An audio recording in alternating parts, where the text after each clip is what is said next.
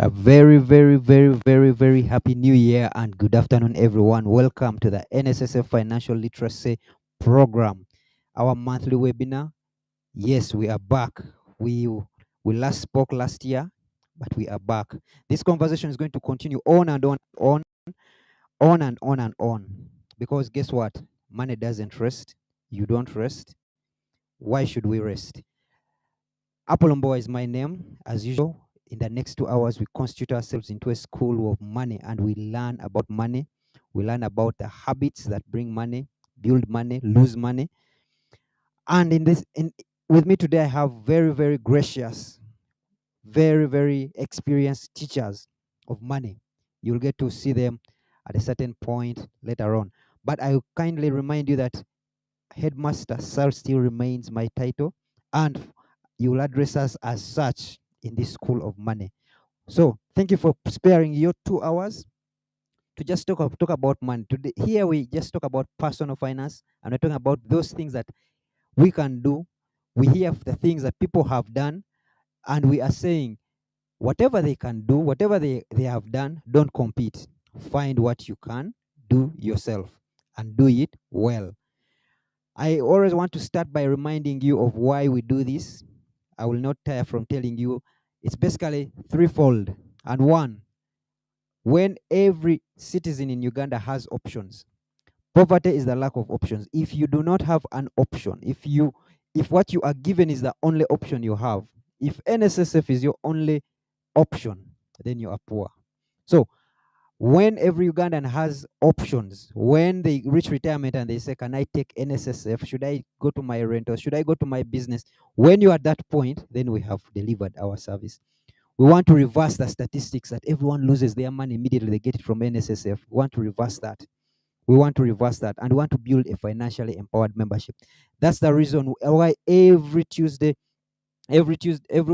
Tuesday in the month, we sit down and take away 2 hours of your life to talk about these things. We bring about people who have gone through different experiences to talk about these things, because we want to reverse, build, and have options as individuals.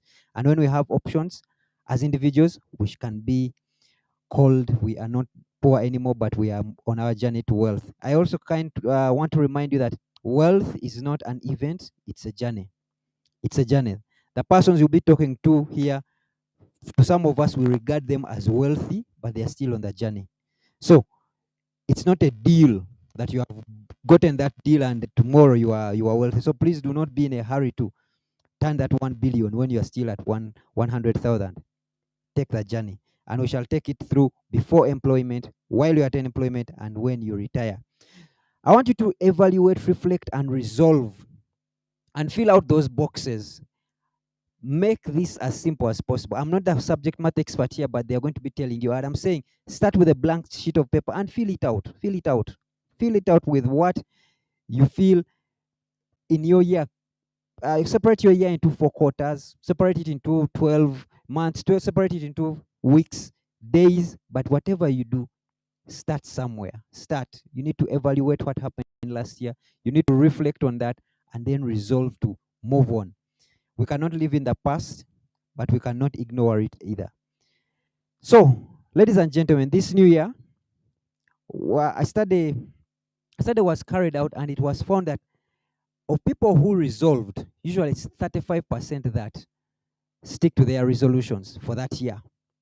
All of them. They make their resolutions 10, 5, 1, 3, and they stick to them throughout the year. Experts have also said that don't make more than 3. Actually, I have met one amazing lady, and for her, she has only 1 resolution to connect. So don't, but I'm not the expert here. The experts will talk about it. 50% have stuck to at least some of their resolutions. So you have a higher chance of succeeding if you have fewer resolutions. But whatever you do, you need to resolve. You have 52 weeks, you have 12 months, and get an accountability partner. 1 or 4, not a whole crowd, not the whole village, not the entire Uganda. Get an accountability partner.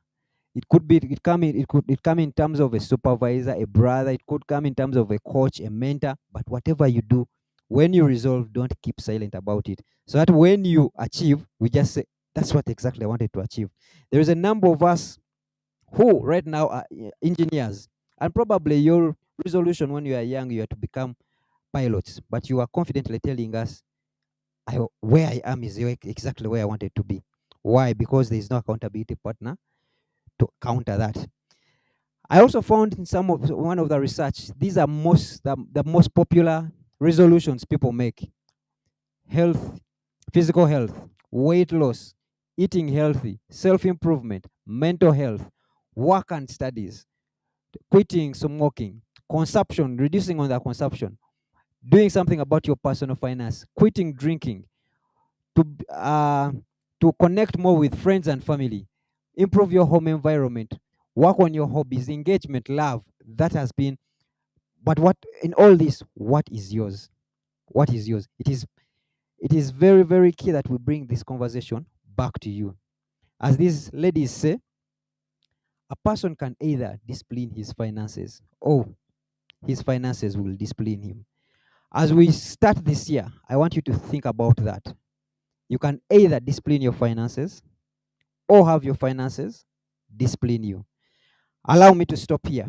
I am not the speaker today. I have a full room of speakers, but I will allow Joan, who is our moderator today, to do the honors. Joan is the founder of Imagine Me Africa. It's based in Uganda.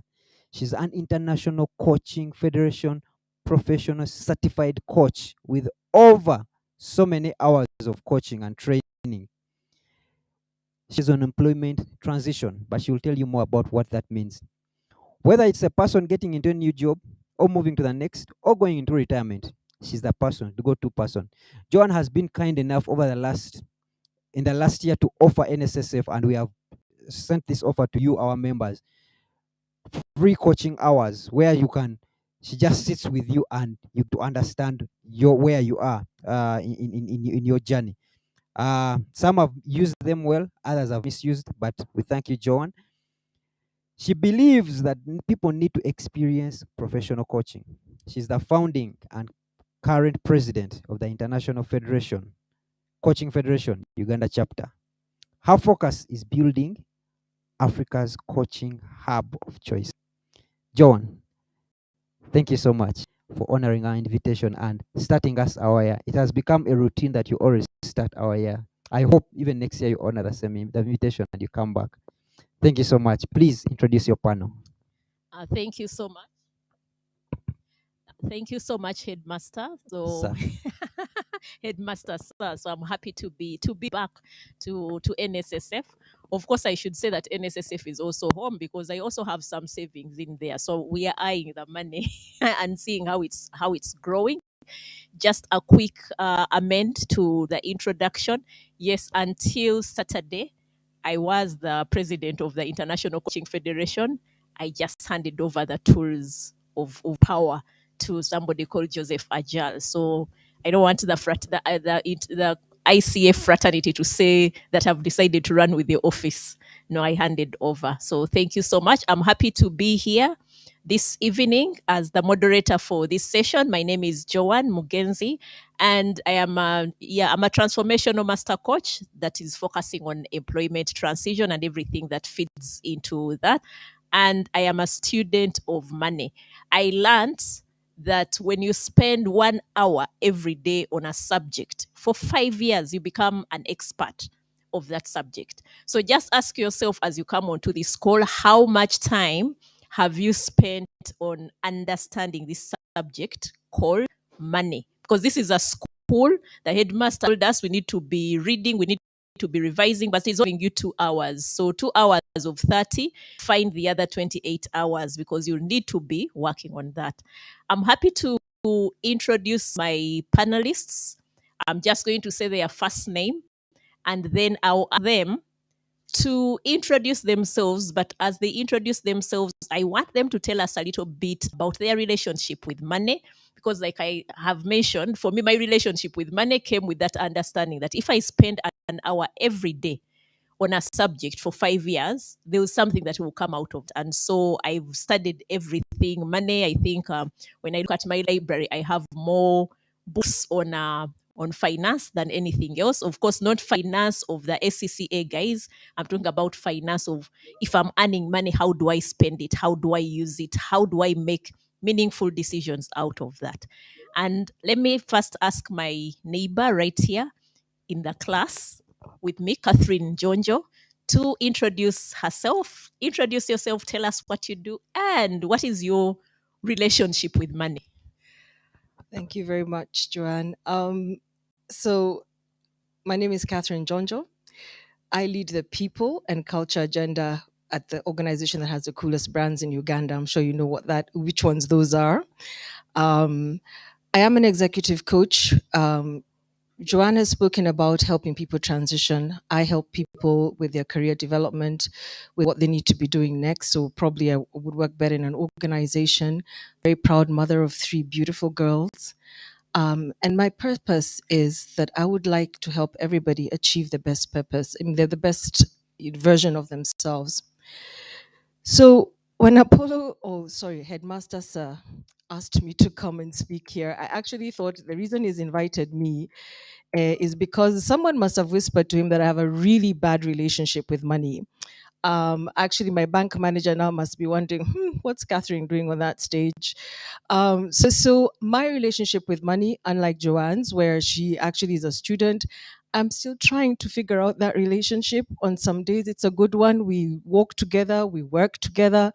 On some other days, I have no idea where that person goes, and I have to sort of dig very deep to find where did my money go. So I'm hoping that I'll be able to sort of help or learn today from the other panelists in terms of how do I fix that relationship and how do I get onto a better journey in terms of my relationship with money.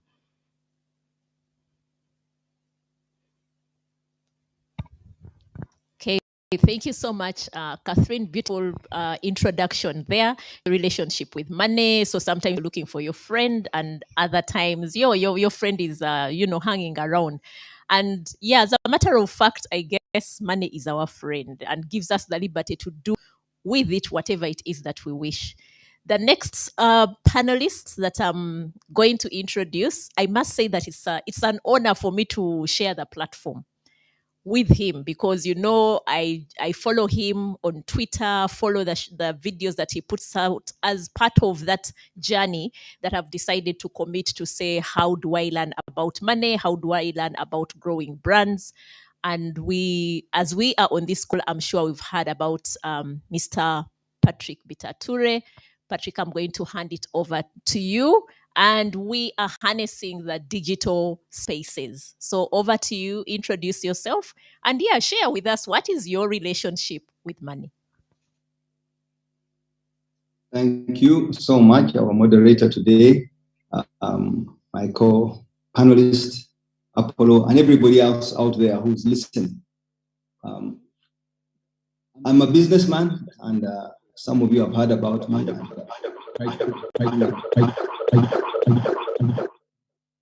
The sound is still playing up, but hopefully it will settle.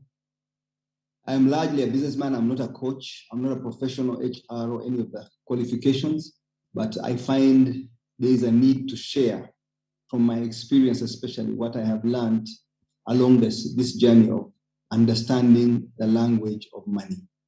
And that's why I come out to talk, especially to the youth, to empower them so that they don't make the mistakes that we made, and they inculcate as early as possible the habits to make you successful. So today I will be talking a bit about that in a bit more detail.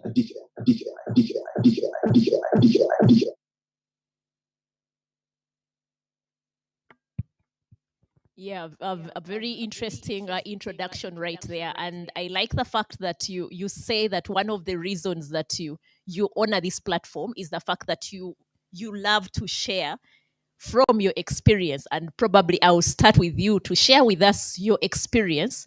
What has that journey been like in terms of you working towards this personal finance habits as a person, as a business person? And if I remember correctly, your story starts from about the age of 14. Just share with us, what are those things that you want to share with us from your experience that can enable people on the call to connect and pick something from your experience? Okay, thank you.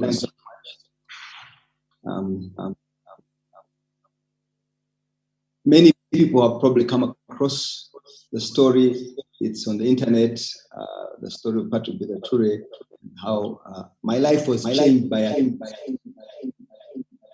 from the time of the Idi Amin regime when my father was killed, and I had to snap out of the comfort of what I had all my life and accept the changes that were around me, and I had to adapt. So I will be sharing with you a presentation shortly that will take you through, rather than go back through the whole story. But in a nutshell, my view today, especially as we begin the new year, because many people made resolutions last year and some the year before, and we had the excuse of COVID that held us all back. So we were stifled. But now that COVID is hopefully behind us, we've got to reposition ourselves. We've got to refocus. We've got to resolve. And this resolve must be even much deeper, because we've got 2 years.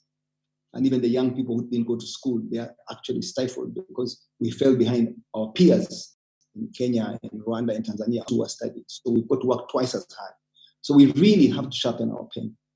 And for those who are just in straightforward education, because education should be one of the silver bullets to success, but not just rote learning. It's got to be financial literacy. It's got to be skills. It's got to be learning how to use critical thinking and those other things that we are not taught. Teaching people entrepreneurship and not thinking that it was just inborn in some people. Some people will have it and some don't. The discipline. These are some of the things that we shall talk a little bit more into detail begin this presentation when I'm given opportunity. So that I take you through the presentation to show you where I'm coming from. And I'll give you a bit of a historical perspective. But for my personal life, because I went to the conventional school system, I went through secondary school, through Namasagari, Nyakasura, Makerere University, then I went to London. But not that education had, but in the real world, I used less than 5 or 10% of what I learned in school. I learned everything after school. I started reading books that were different after school when I settled down in business. I had to first taste business, experience it, go through the pitfalls. And that's what made me who I am.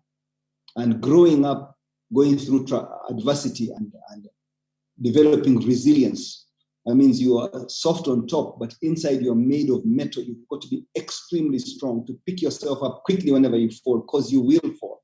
These are some of the challenges, some of the inspiration that I want to leave with the young people, especially, that it's extremely hard out there. Life is brutal. You've got to learn earlier rather than later how to deal with money, and because money is so important to give you freedom. When I see people who don't save, I'm almost in tears. We are so lucky to have an institution like NSSF, where the law was passed and there's compulsory savings for those who work. At first, we saw this as a tax and people didn't want to contribute. Now people are beginning to realize what an asset it is for the country. And we are so proud that we have NSSF. And they have huge funds and they're investing them and they're growing them. And I'm going to talk a bit more also about that in some detail. So around me, I have come from a family that was well-to-do. We lost everything. I went down and I had to survive without a father, without a shield, without protection. And I had to become the shield for my family. And I realized that you've got to inculcate in you values so strong, discipline so strong, that will help you through this journey.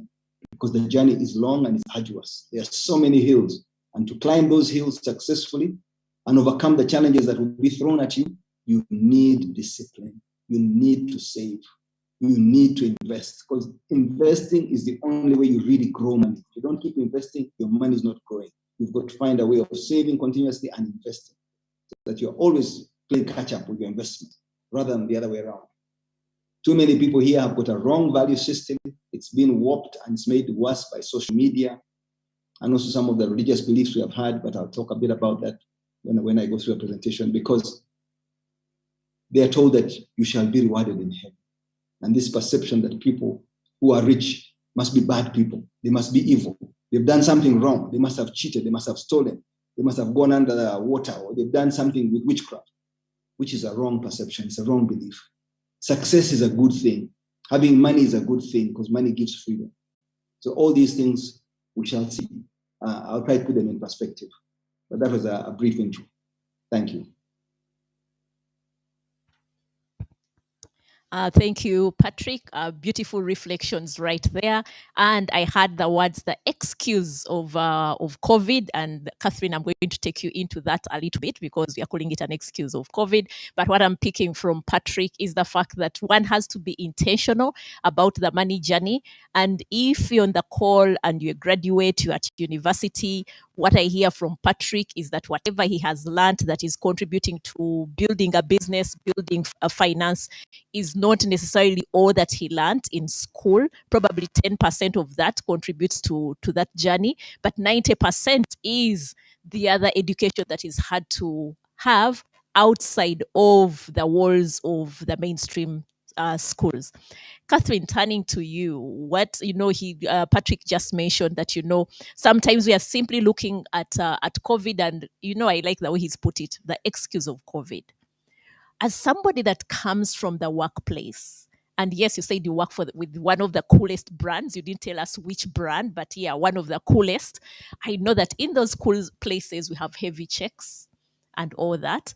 Just share with us, what did you observe during the last 2 years in terms of the people finances?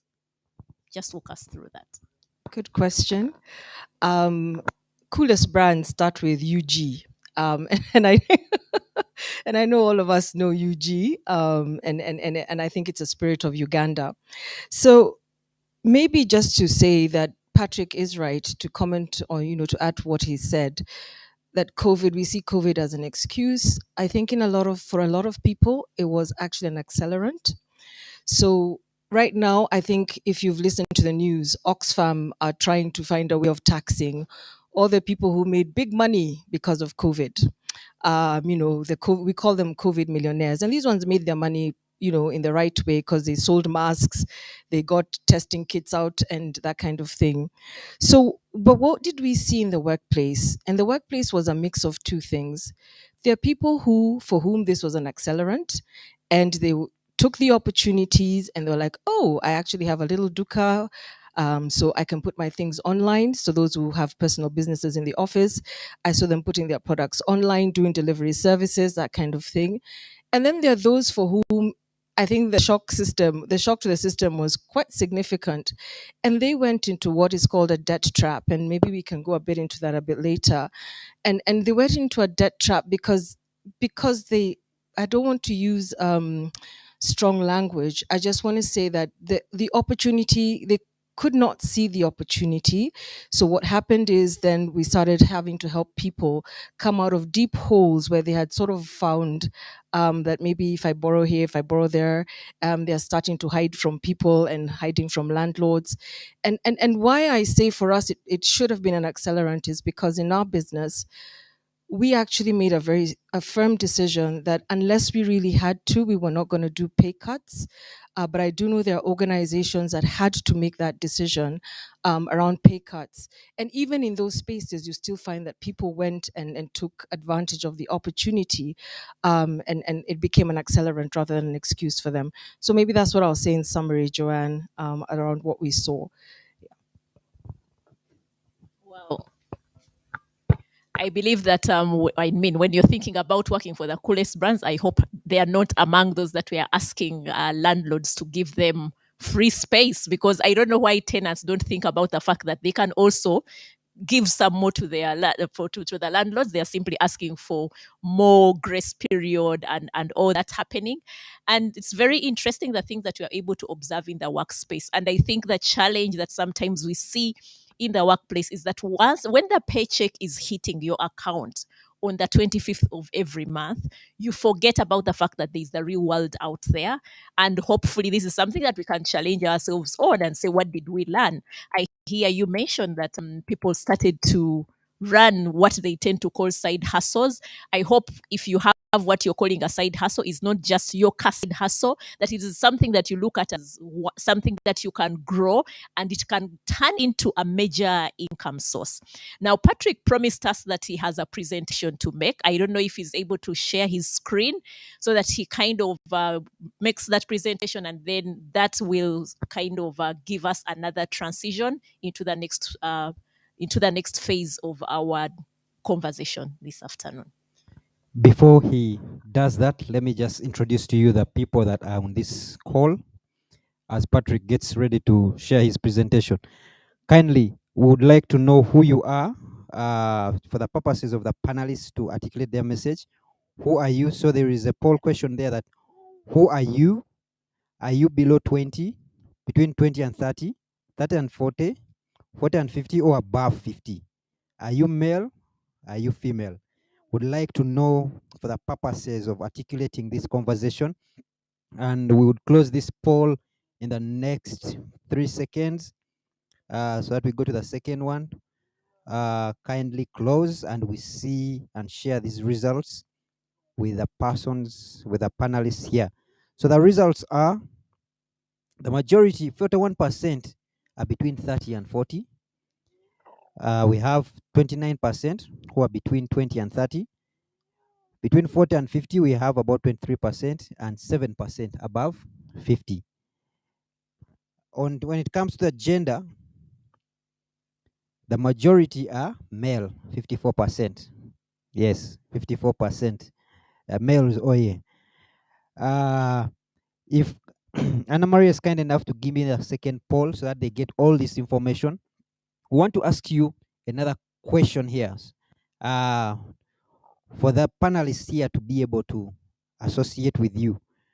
Poll question 2. Poll question 2, please. We want to understand if you are a person, do you make financial resolutions? Last year, going by last year, did you make any financial resolutions? Yes, no, or maybe you made. You don't know whether you made or did. Yes or no. Number 2, did you pursue that set of resolutions you had made last year? We are trying to reflect and evaluate. Did you? So there you can let us know whether you partially pursued, absolutely pursued everything, or Somehow, all these are we are giving space to all the types of answers that can happen somehow, or you didn't. I hope you haven't posed my question yet. And number three, would want to have you set financial goals for this year? Yes or no? Anna Marie, if you can do my have that poll run. Is it running? I don't know what that's the technology. But yes, as we are waiting for the poll to run, it will run for 20 seconds. What is it that did you do any financial resolutions that year, last year? Did you follow through them? And this year, what are you doing? Yes, it had disappeared. Apologies, but it has come back. Kindly use this next 1 minute. As you are filling out this, I'd want to just read out some of these. Catherine, people are saying they like your honesty, talking about their relationship with money. Patrick, they're talking about things, talking about you are our hero, you are my hero, you are my mentor. I'm getting question here, comments on Joan. Joan, thank you for the dine and dream.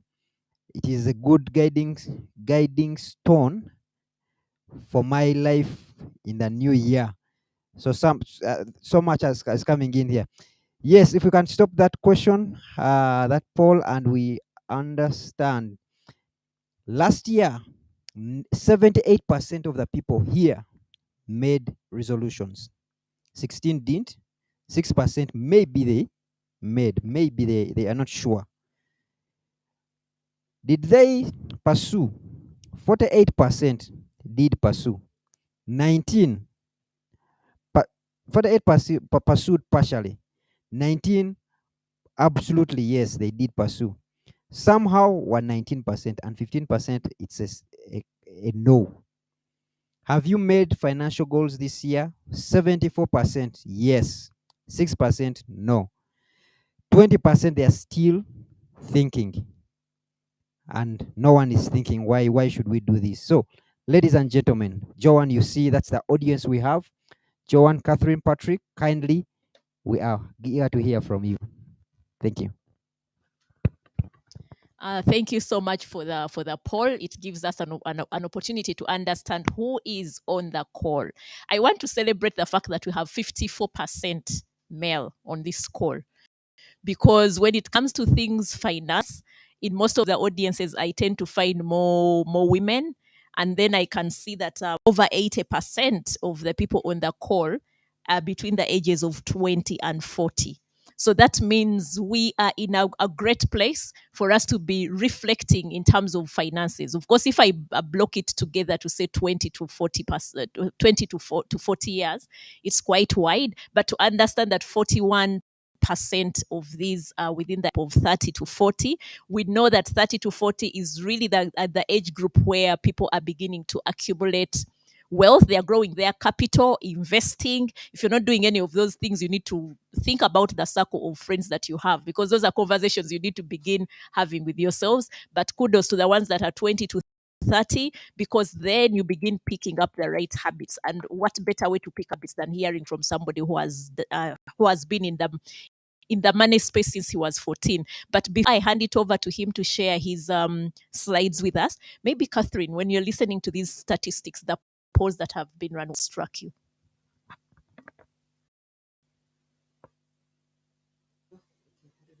Am I on now? Okay.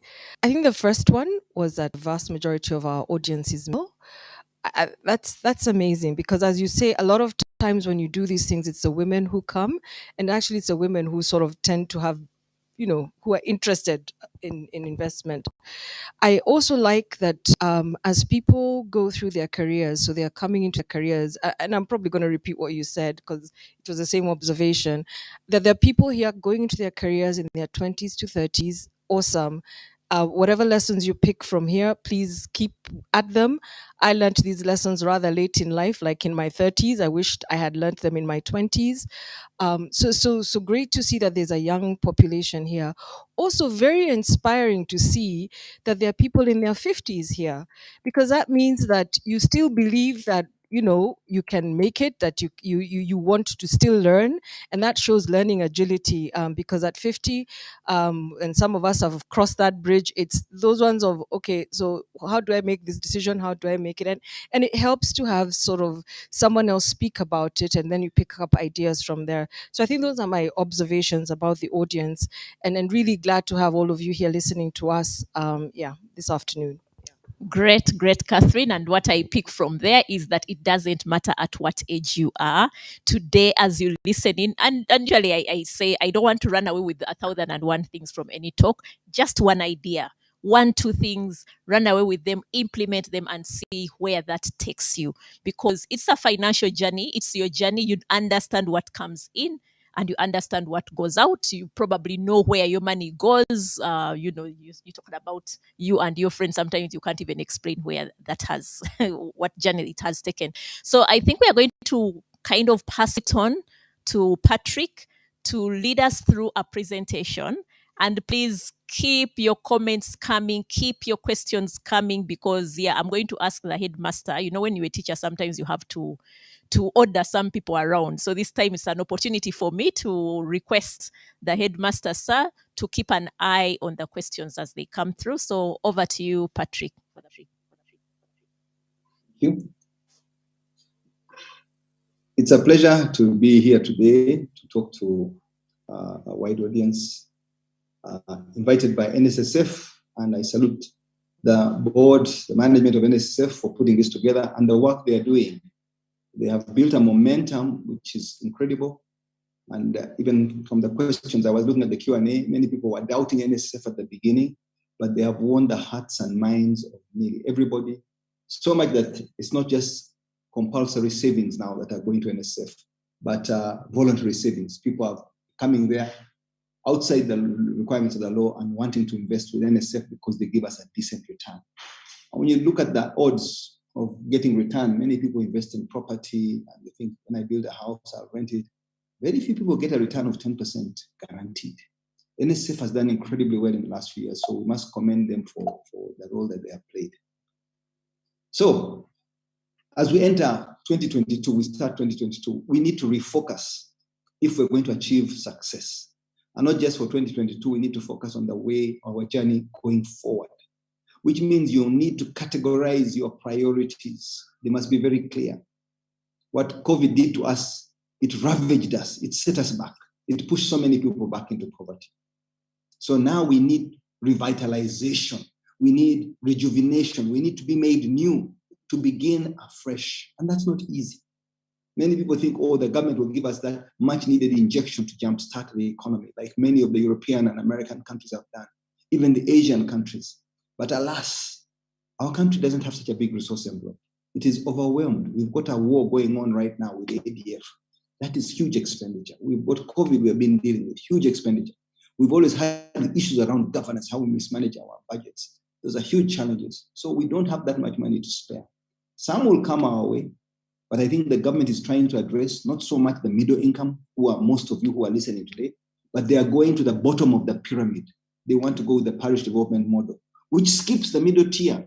Forget about the top tier, but the middle tier, the middle income, the daily earners, those who are employed and are saving, you're not being fully addressed. They are trying to address the lower end of the market to make sure money reaches the bottom of the pyramid. But anyway, that is a full subject for another day.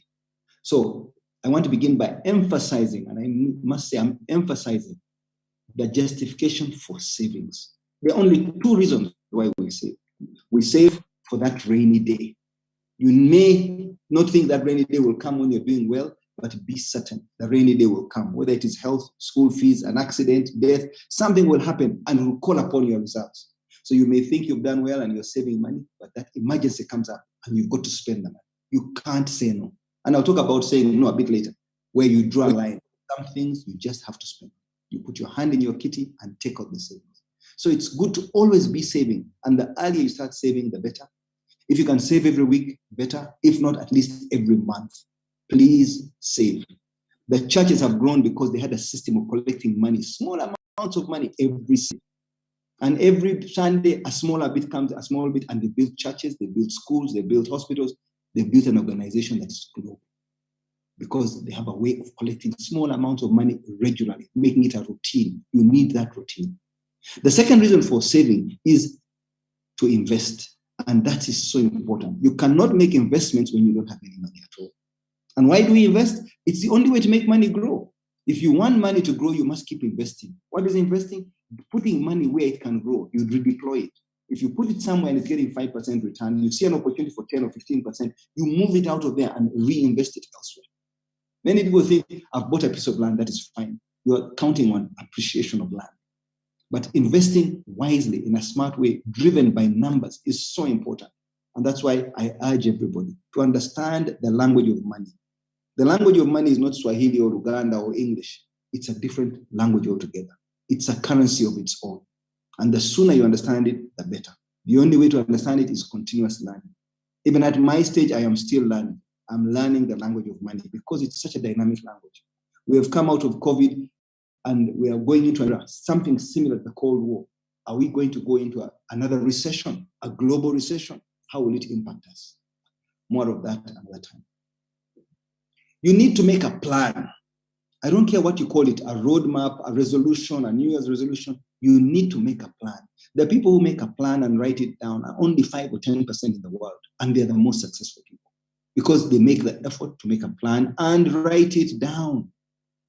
Then you need knowledge. You need to understand how the world operates because it's a continuous changing dynamic system.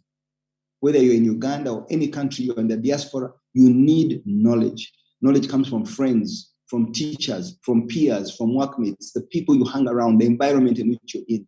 That is knowledge, and knowledge is power. When we're at school, we're developing knowledge, like in the picture on the right shows, the root system of a tree. The roots go down underground. You don't see the benefit of what you've planted because the root system is growing. That is in school. When you come out of school, the root system should now feed the tree to grow into a big stem with the branches and a canopy. And that is the power. You've got to use that. That's how you build businesses and industries and flourish, and intergenerational businesses. So you begin with come up. That's why education is important. Lastly, and probably most importantly, is there's no point in having a plan, having the knowledge, and then not executing your plan. So many people don't go into action. You must execute. You must try. Even if you fail, keep trying, because execution is the most crucial part of these 3 points that I've just made. I'm going to give you a historical perspective, because to understand fully why we are where we are, why are we in Uganda, and why are we not doing as well as our brothers in Nigeria or Egypt or South Africa or even Kenya or even Rwanda? When you've got to compare what is happening, those in India, in China, in USA, civilization is said to have begun in Africa. That is not questioned. The first elements or proof of people writing and documenting things was in Egypt. Then it was in India that they had cultures that were so strong. They were so organized before the colonialists came to them. They were so advanced and they had systems that worked. Then China also, very advanced in the olden days. In fact, China was the first one to produce gunpowder. And then the Europeans came and discovered this gunpowder in China. That's how they started expanding and using the power of the gun. Because the Chinese were using gunpowder for fireworks. The Europeans realized we could make guns out of this and conquer the rest of the world. Anyway, we move on. Let's talk about the agrarian age. We all came from an agrarian age, which is from hunters and gatherers to settlers and farmers. And our priority as human beings, our species, was number 1, food, number 2, shelter. Then you had things like garments, apparel, clothing, protect ourselves from the different elements of nature. Survival, that's how life began. Then we had the Industrial Revolution. That's where there was a stepped change, a very big change from the agrarian society. Unfortunately, some of us in Africa are still living in the agrarian society. The first Industrial Revolution was around the steam engines and mechanics, and the train could move, and shipping began because that was part of the first industrial revolution. That's when the Western world pulled away and becoming very powerful. The second industrial revolution happened, electricity was discovered. That's about 150 years ago. And electricity became democratized. Everybody in America had electricity. Then Europe had electricity. So they wanted copper to wire their houses, to wire their industries. And they came to Africa looking for these raw materials. The third industrial revolution was around computing. Again, the first world pulled away from the second and the third. And the divisions became even bigger. And lately, we have now moved into robotics, the fourth industrial revolution, where it's all about big data, artificial intelligence, and the Internet of Things. Most of you understand where I'm going. I'm not going to delve into the problem. I'm just going to try and show you the sequence of what happened. I need to emphasize the power of gunpowder. When the Europeans found this gunpowder being used in China and they took it back home and they transformed it into guns, they could start an era of expansionism, because they used to try and get more territory, more land, more people, using swords, knives, pieces of metal, bows and arrows. But the gun gave them so much more superiority. And this is how they came to trade. They found Africa completely asleep, and the slave trade lasted 400 long years, 400 years, because they had this power. And there were so many black people running around in Africa who didn't have tools to protect themselves. Even Shaka Zulu did so little with his spears and bows and arrows. Then they realized slave trade was not sustainable. They stopped almost on their own because of some pressures internally. Then they came colonial. They had this meeting in Germany and they divided up Africa, and they said even India and some of these other places, and colonized them. It was a matter of time, maybe 50 years, 40 years, they realized that was not sustainable. People started understanding with education and Christianity, and people fought for their independence and they demanded independence. And so an era of independence came and it swept across the world like a wind. Then we went into the 20th century. Let's take a look at what happened there. Of course, there was the First World War, the Great World War, as it was called, in around 1920. And then there was an era of peace for about 30 years. And then again, we had the Second World War. It was led by Germany, also about expansionism, having superior tools for fighting, having a bigger army. And then the Holocaust, trying to exterminate the Jews. The World War continued until a decisive blow was made by America on Japan, because also Japan had a tendency of fascism and expansionism. They went and dropped a bomb in Nagasaki and Hiroshima. The atomic bomb ended it, and that was the end. Everything came to peace after that. So we went into a new era of the Cold War and the arms race.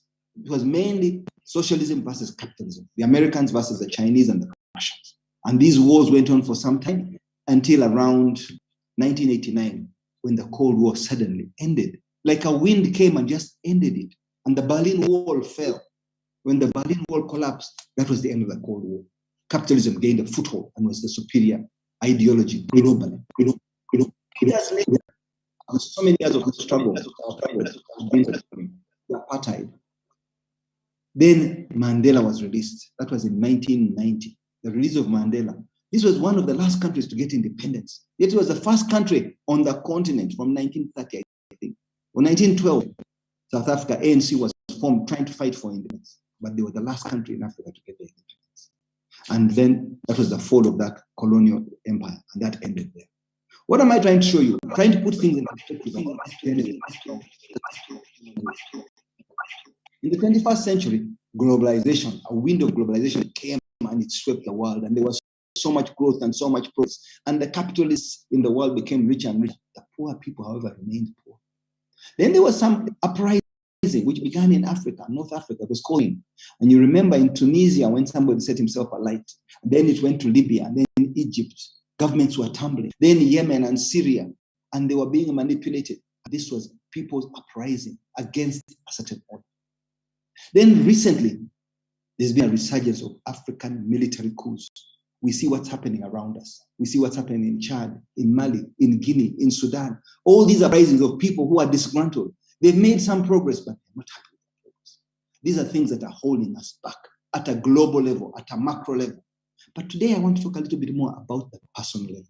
Why are we as individuals, we in Uganda, who have understood a little bit about a culture of saving, about personal success, a little bit about progress, why are we being held back? What are these barriers that hold people from achieving financial success? The first one is the system has been designed to keep you poor. Now, when I say this, How can you say the system has been there to keep us poor? The education system we inherited, it's obsolete. It's one of the systems that has really held not only us Africans back, but globally. We were programmed to be workers at the time of the Industrial Revolution. And this began in Germany and UK, and then went to America. And the whole world embraced it because Industrial Revolution meant factories. They needed laborers. They needed people to come and work, human beings to come and work and run these machines. So this Industrial Revolution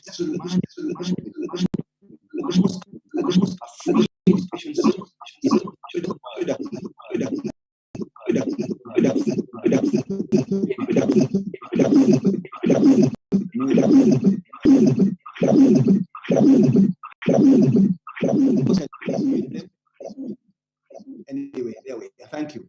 So this free education system does not train us to be free thinkers. It trains us on critical thinking. It does not train us to become entrepreneurs. It trains us to be obedient workers, to listen to what you are told by superiors, to respect their space. Come in and do this, learn this, say yes, sir, say no, turn left, turn right. And that's a system we have inherited. It's an obsolete system. It has begun changing in the first world. It's not changing fast enough. Our education system, our curriculum is designed to create white-collar jobs. In Uganda especially, we were being trained to create those jobs, to be the civil servants. In Kenya, there was a bit of industry happening at the time of colonialism. And these setbacks were already there. So we inherited it, and the system has not changed fast enough. Secondly, the social system is designed to keep us the way we are.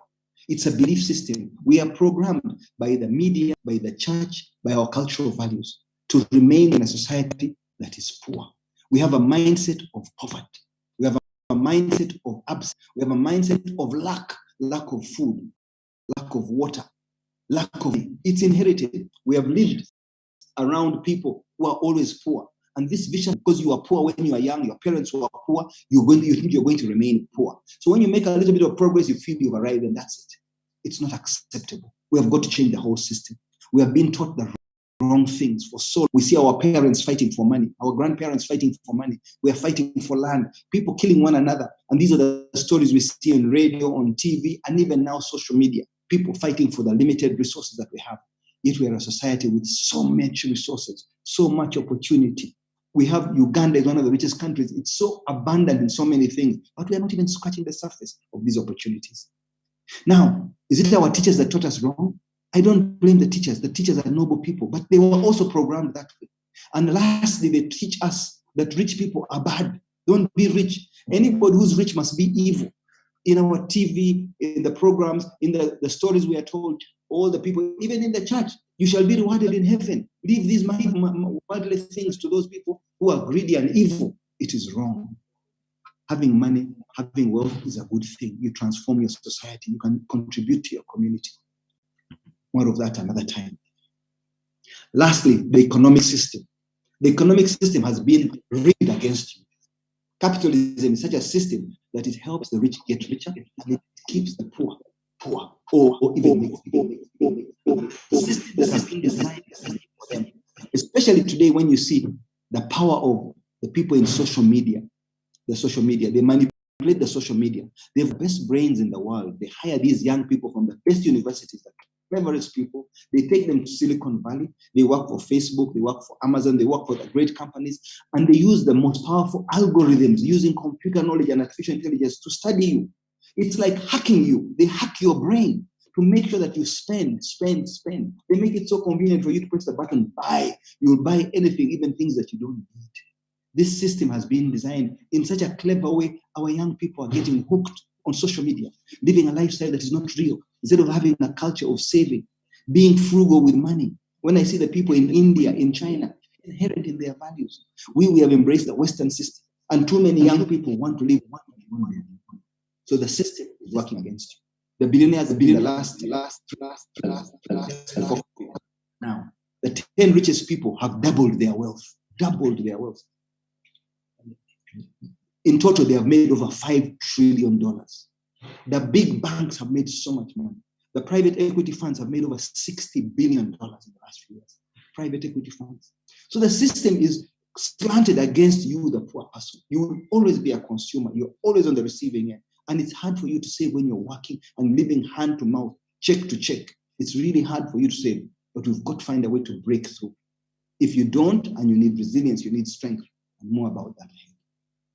Lastly, these tech companies and their power of advertising is so powerful. The amount of money they spend, these beautiful brands, and I won't mention which brand because also I work with one of the biggest brands in Uganda, the breweries, the beverage drinks, they are so powerful. They advertise. When they start advertising, there's no entry. You end up spending, buying, and you're hooked because they have huge advertising budgets.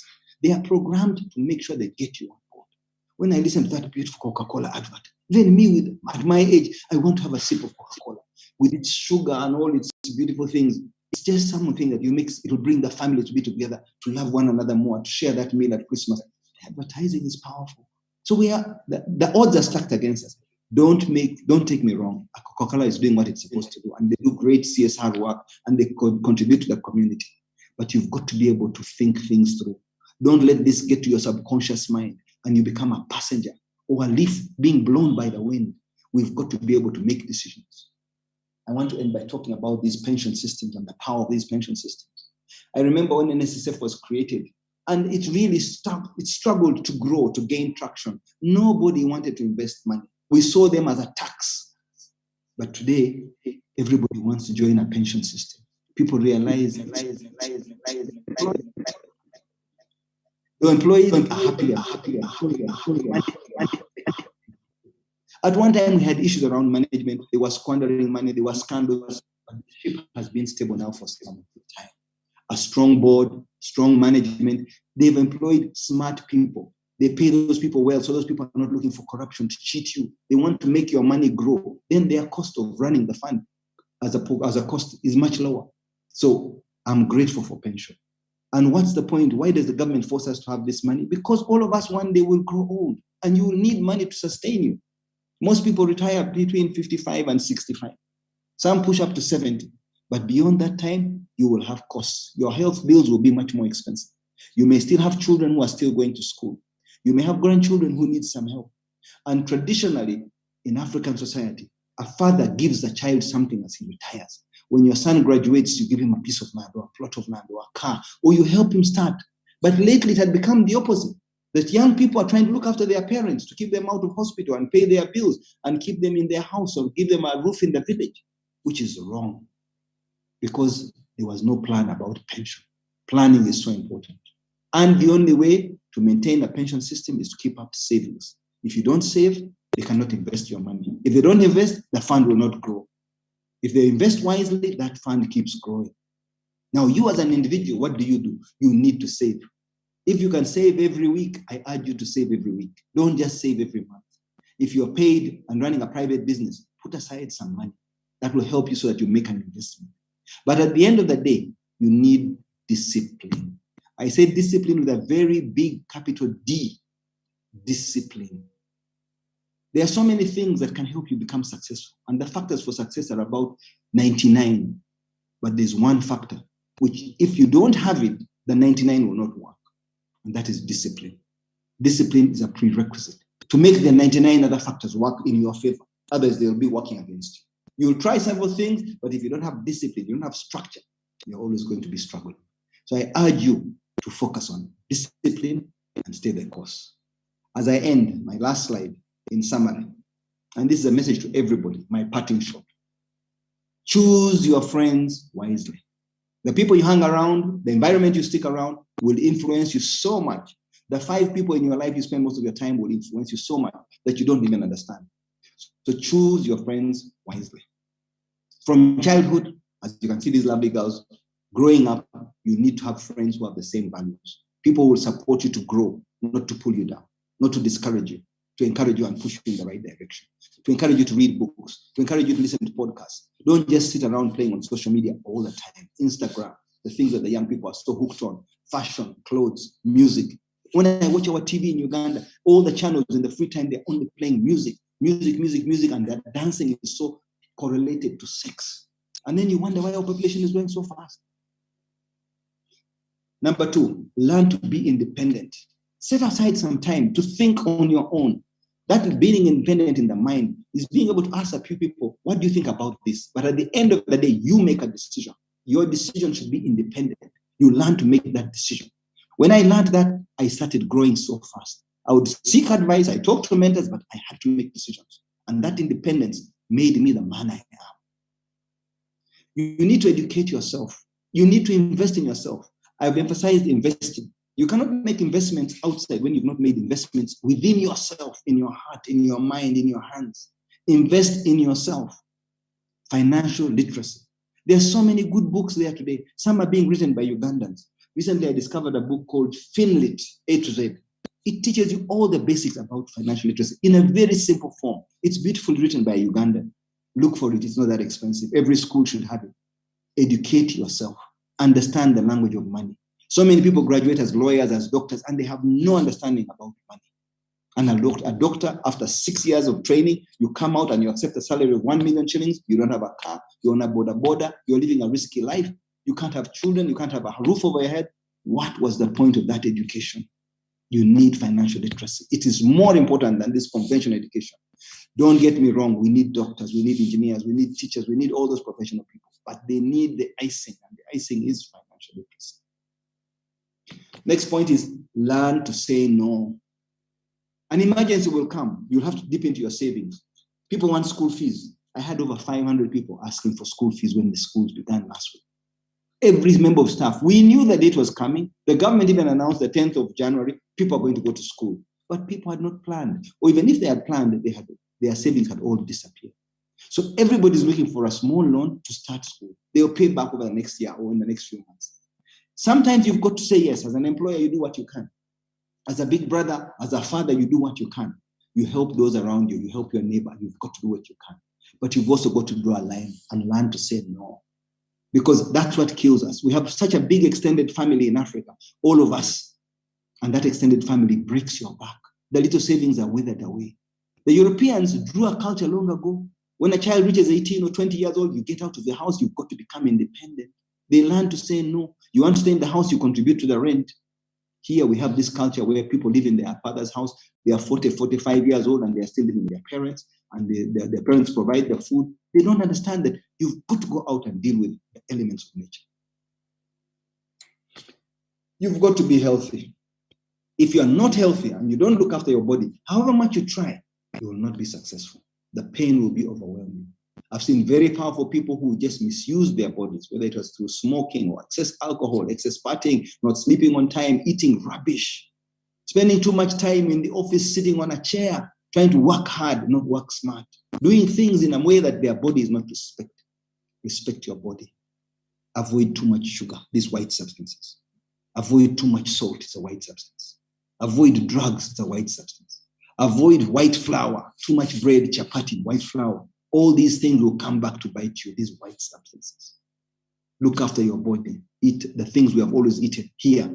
Organic, good, healthy food, a lot of vegetable. Reduce on red meat. With wealth, more and more people are eating red meat, and they don't realize until they are drinking and eating red meat and they have gout.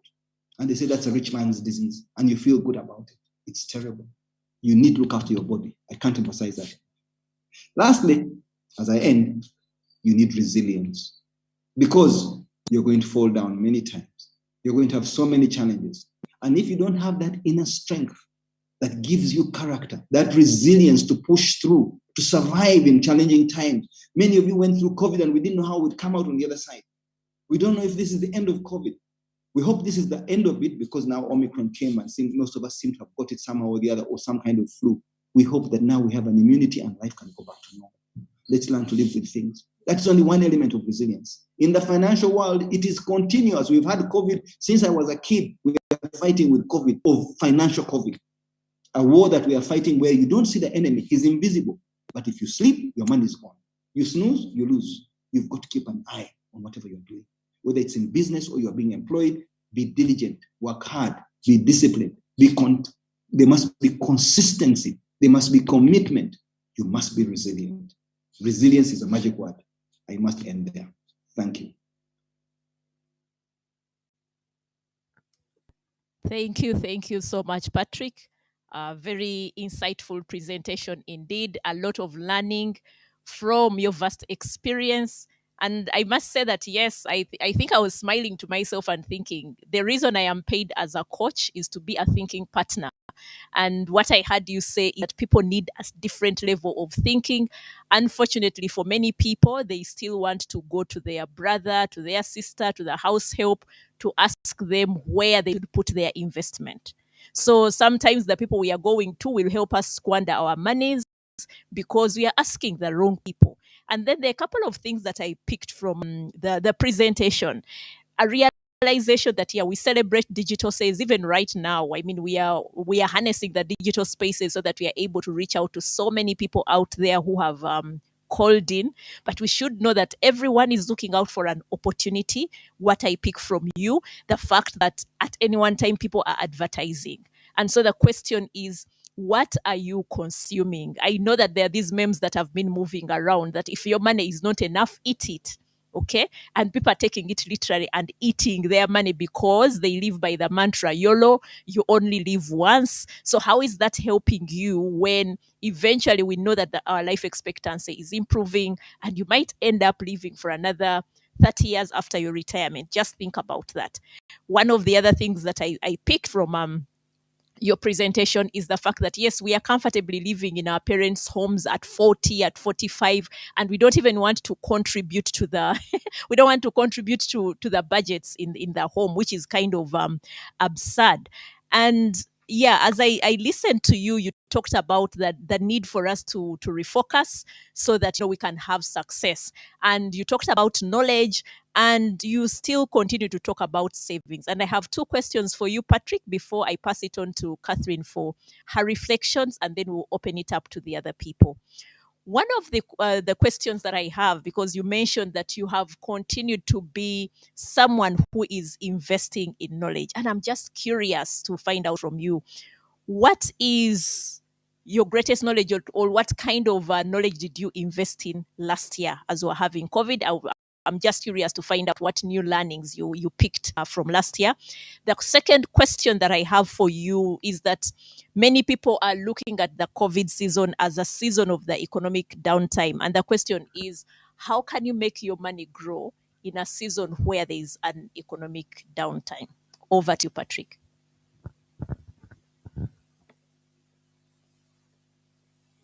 Pointed questions, and I don't know if it's easy to answer them in a minute or two, but you've got to continuously be investing in yourself. That's the first rule. I was investing in myself from the first week we went into lockdown. I decided to start reading because that gave me a chance to slow down. I confined myself in the first lockdown to reading. I even thought I could write a book during that period. So I spent a lot of the time doing research and thinking about my life and jotting down some things, putting them on a computer, and trying to save some of these ideas, partly for the country. They were in the US and when the COVID hit, and they stayed there for about 6 months unexpectedly. They had gone for a 2-week visit and then got stuck there. So you jot down things because you don't know if this is the end of the world, and it was useful to reflect on your whole life. So the books I read were largely books about empowerment, building businesses, succession planning, the things you've got to do to be excellent, in pursuit of excellence, because you moved from mediocre to good. Now you want to move from good to excellence bar. How do you do that? What makes a good company last so much longer? That's when I began a series called Built Businesses That Are Built to Last. And I started doing live recordings, sending these recordings on YouTube and some on Twitter, Facebook, so that people who are following me could learn what does it take to build businesses to last. And I realized most of the people could not concentrate for 45 minutes or 30 minutes. So I started making very short clips of 3 minutes, 3 to 6 minutes. And then the following of those video clips started growing because people don't want to concentrate for a very long time. But that's the only way I could effectively share the messages that I wanted to share with young people, especially about building businesses, because too many businesses start and fall. They fail in the first few years. And especially during a COVID period, how would we pick ourselves up? How do you come out of this? You can see how the schools are struggling. So those are some of the lessons I learned, and I kept reading. COVID has been an unprecedented challenge. We've not been through this. It's like coming out of a war, and you've got to pick yourself up, and the government can only help you so far. The government has a limited resource envelope. And there was a feeling of a lot of negativity. They think, oh, some people stole the COVID money. Oh, some people did so well. And they seem to benefit out of it, which left a very bitter feeling in people's mouths. Already, there is so much inequality of income in the country. And the rich kept getting richer, the poor kept getting poorer. So I felt I had a huge responsibility to go out to the communities and do something different. So I had to begin at home. I went back to my home. I hail from Uganda. And we began an organization called ICON, which is Uganda Community Organization. And what was my agenda? I was trying to bring the community together, to do things together, because we had been bashed by COVID as a community. And the only way to come out together stronger was being united. A united front will be a stronger front. So I wanted them to be financially literate. And I had the privilege of inviting Charles Ochichi of Enterprise Uganda, who came to Uganda and spent a week training the people. And that training was tremendous. It turned around people's minds. That mindset change was unbelievable. Also, we had Stanbic Bank come and do an incubation and train the people. That alone. I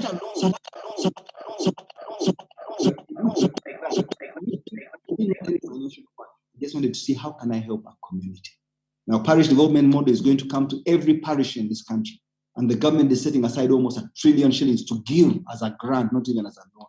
But that money will fall into a hole and never come out if people are not sensitized. They're not organized in groups, whether you're doing coffee farming, milk or beef or beans or mangoes, whatever it is, organize yourselves so that when the money does come, it finds you ready. You are receptive to turn it into it rather than just consume it. All these programs the government has had, some have had some benefit, but we would have had so much more benefit if we were efficient and we were well prepared. So that's what I've been trying to do.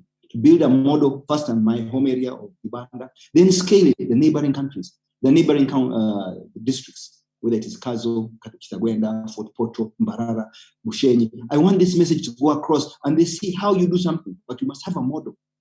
And it's using data. It's a data-driven model. Because today, we need to use big data. We have so much power using the internet. We can capture so much. Everyone's got a national ID. We can know what people are doing. We can help them. We need to empower these people. And what they are lacking is simple financial literacy. What me and you see as common sense, they have no idea. And all we want is those who are earning 5,000 shillings, how can we help them to earn 10,000? Those who are earning 10,000, how can we take them to 30,000? He who's riding a border, how can he move from border to the next level of business? Because too many young people get in there, start making money from border and stop. It becomes a lifestyle. You can't be doing border for more than 3 years. It should be a stepping stone to something else. In fact, 12 months, pass on the bike. Do something else now. Do something that's a bit more intelligent, because graduates are now riding border. So we've got to change these people, and we can do it by sharing a message, empowering these people. Thank you. Yeah, I can't help but see the passion that you really have and the commitment that you have to ensuring that you impact your community. On Friday, I had Headmaster read one of the comments where somebody was saying, that Dine and Dream was helping them kind of open up their world differently. And our focus was the need to be the influence. And like you, Patrick, I spent the whole of last year just reading. I signed up for a class that was a leadership class. And one of the things that was coming out of there, the need for us to impact the influence that we need to have around those around us. And I just thought, okay, why don't we use this as the theme for the year, be the influence? And from what you're saying, I can easily see that you are that influence in your community, and being able to just think and say, how do I share the knowledge that I have and put it out there? The key message that I've also had from you is the emphasis on invest in yourself, invest in yourself, invest in yourself. Yes, Headmaster is starting us off with a free class, a free financial literacy class. But what are you committing to learn? Because clearly what is coming out of this is that knowledge is a continuous journey. You will always be learning something. What are you committing to so that you're able to learn? How will you grow that brand? Don't be comfortable where you are. That's what I'm hearing Patrick say, that wherever you are is a stepping stone to the next level. Because if you don't have something that is driving you, then you're standing in your own way of progress. But it would also mean that probably you're sabotaging your earning potential. So now, Catherine, I'm getting back to you. We've listened to a very elaborate, insightful presentation by Patrick. Share with us, as somebody who heads human capital, what are some of those things that you would want somebody, especially the employees, because I can imagine the people who are in the business world are connecting with the presentation head on. What is it that we can pick from that? I am an employee. I might be working for one of the coolest brands or not so cool, but what is it that I can pick from that so that I can then use that knowledge to better myself? Wow. Good question. And thank you, Patrick, for sharing those. I also picked up a few things myself. So first of all, for me to state is that my primary whatever in life is that I'm an employee. So I completely why you're asking me that question. And maybe it's to just bring it back home. I think first of all, we talk a lot as HR people about we talk about your well-being, talk about, and Patrick has actually summarized it really well in his final slide. First of all, you cannot manage your money if the rest of your life is upside down. So there's a whole thing around the social structures around you. Who are your friends? Who's your is your coach around money, your drinking buddy? And I think I have the license to talk about drinking. Yeah. And just the things you surround yourself with. And they say that show me your friends and I'll show you who you are. So first create a balanced life, and balanced here is around your money, your spiritual health, your health itself, and Patrick has talked about taking care of your body, and then just keeping your mind alive, reading, learning, growing, and as employees, I think we are very privileged because you have the space to invest in yourself, whether it's your employer who's investing in you, or whether it's being able to walk to Stanbic Bank and say, can I borrow a few shillings? My employer is going to guarantee me. We have the opportunity to sort of invest in ourselves. So I think that would be the first thing I'll talk about, just that whole environment around you. Patrick also spoke about a plan. So a lot of us draw, we work in the office. We have plans in the office. We have the business will give us strategic plans that we follow, etc. What's your plan? um how granular is it? So are you saying that I will save 20% of my income, or are you saying every month out of my 1 million shillings I'll put aside 20,000? You see, those are two very different things, because the 20,000 gets saved but the 20% remains you know a, an idea, a goal that some point you'll get there.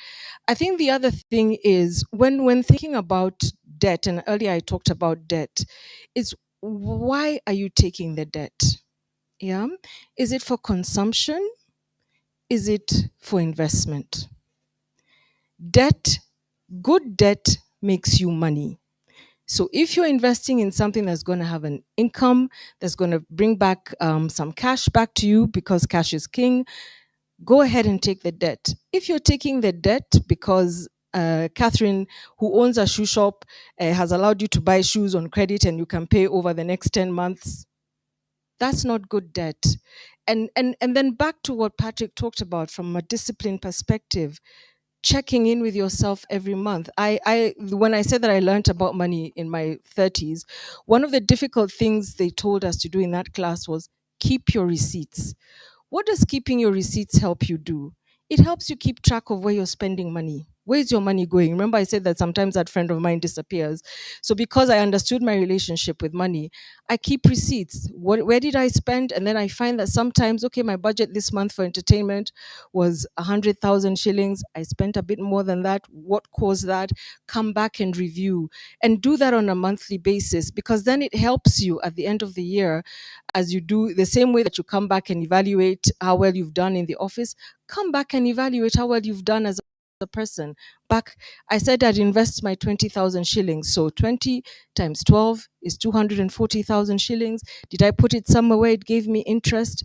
Okay, I got the interest. Did I reinvest the interest? So another thing we like to do is we save in cooperatives. And then when it's time to pay interest, what do? We take the money, reinvest that money. It's part of growing your wealth. Put it back. So 240,000 at 10% gives you another 20,000. So you're beginning the year not at 240,000, you're actually beginning the year at 260,000. And that starts your year. So just sort of using those little lessons that that Patrick has shared, and then converting them for those of us who are employees into little daily things that you track and things that you can hold yourself accountable for at the end of the month. I like that you talked about an accountability partner. That is critical, that is important. If you're in a couple, it could be your better half. If you feel you'd work better with a friend, get a friend who has the same values that you have, who sort of also understands money. And therefore you start to see growth. Whatever. I hope I've summarized it well enough for those of us who depend on that little paycheck at the end of the month. Yeah. Wow. Now I want to transition into the questions that people have. Yes. Headmaster, I can see we have those people who are doubting whether really when I'm continuing to save with NSSF, will I ever get my money? But well, that's not the reason we are here. The key reason we are here is to just evaluate our personal finances and think about that. So Apollo, just take note of those so that maybe when you're closing, you can speak to them. But you just said that you wish, you kind of, your eyes were opened when you had already transitioned into your 30s. And somebody is asking here, what are the key things that a person below 30 should focus on to take on life with stability? Now that you can talk about that with hindsight. And the other question that you can actually respond to is, where and how does one find a mentor?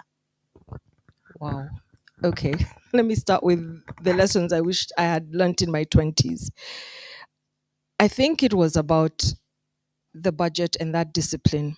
I think, if you're 20 and your first paycheck could be maybe even just 300,000, yeah, it's very tempting to change your lifestyle. Very, very tempting. And a lot of us change our lifestyles. We move to a new neighborhood. For those of us who are young, we move out of our mother's homes. And we want to go and be independent, which is a good thing. But if you're going to move out of home, look at that 300,000 and ask yourself, where is it going to get me a good place, a good and a safe place to live? If you have the option to stay at home, do, not forever, and then contribute to the bills at home, but then you find that you can save money better. So that's the first thing I'd have done. It's in terms of just having a budget and knowing where to invest money. So the other thing I learned in my 30s is getting a financial coach. Now, there are a lot of quacks, a lot of people who tell you, come, I'll show you what to do with your money. And there are also people who sort of, and this is no whatever to anybody in the insurance industry, they come and sell you these products, invest in an education policy, invest in this, invest in that. If you are in a pension scheme that's run by your organization, for example, or for example, even NSSF, there are people who are advising you in terms of where to invest this pension money. So they invest the money on behalf of the company that you work for. Reach out to them. Where's the best place to put my money? Where's the best place to sort of put aside a little bit of money? I talked earlier about the cooperative. I wish I had put more in the cooperative when I was younger, not for borrow, because then what I've seen in my older years is when I reinvest the interest that has come, it sort of catapults that money into more money the next year.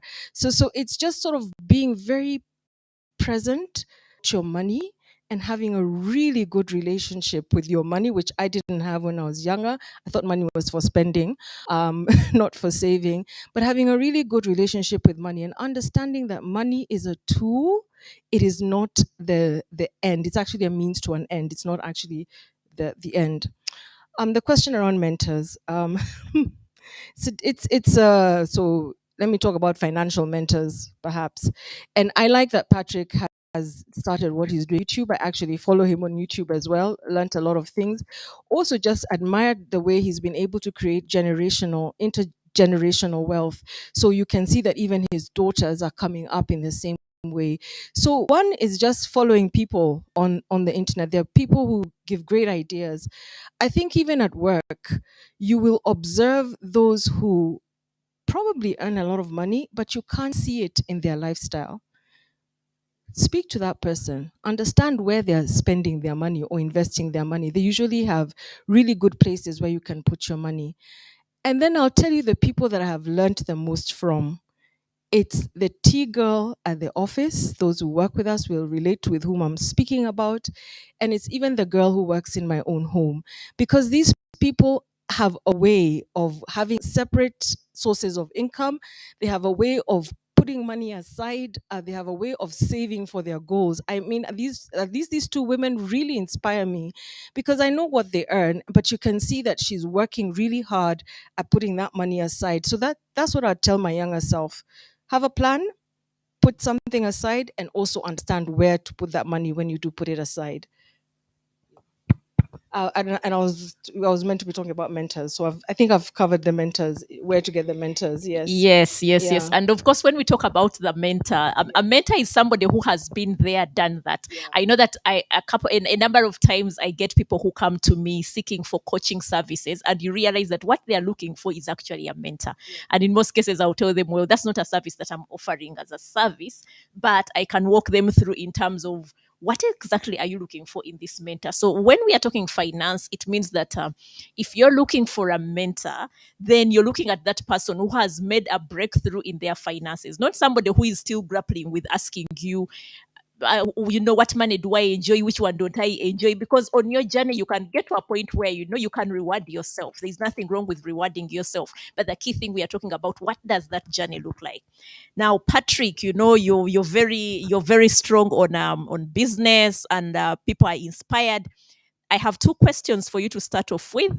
One of them is how best, this is from one of the people that are following this conversation, how best can I get over the fear of starting an income generating project? How best can I get over the fear of starting an income generating project? And the other person is particularly wanting you to speak to culture. Like you said, has taught us you've taught us to be able to support our families and be useful back to our family ties. How do we invest when you are always about to work on your plan, something happens?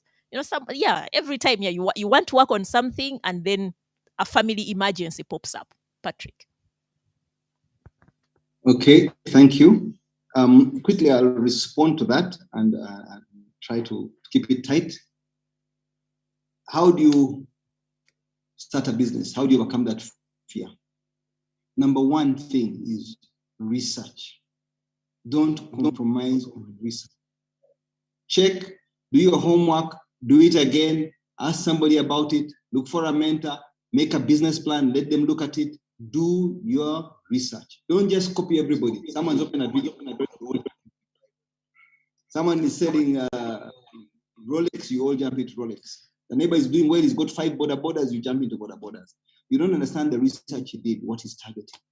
So to overcome those fears, the more research you do, the better. Now, very many people who go to school, especially who are trained in finance and banking and the like, the element of risk, or the appetite for risk, is eroded from your stomach. You don't have guts. You're so risk averse. Anything that's got a bit of risk, you don't do. You can't do that. If you want to grow, you've got to embrace risk. Calculate the risks. Is it worth the return? If I do this, what are the pitfalls? How do I mitigate the risks? Can I insure against some of the losses? I see lately so many people are being told, get into agriculture. It's like a fad. Agriculture is extremely hard. It's not an easy thing to do. Of course, when you have nothing else to do, jump into agriculture. The beauty of agriculture is it's like a mother. It will never say, no, my industry is full, I'm not accepting. But better go into industries, better go into trading, better go into services, banking, MTN. Those things are easier than agriculture because there are so many things that are outside your control in agriculture.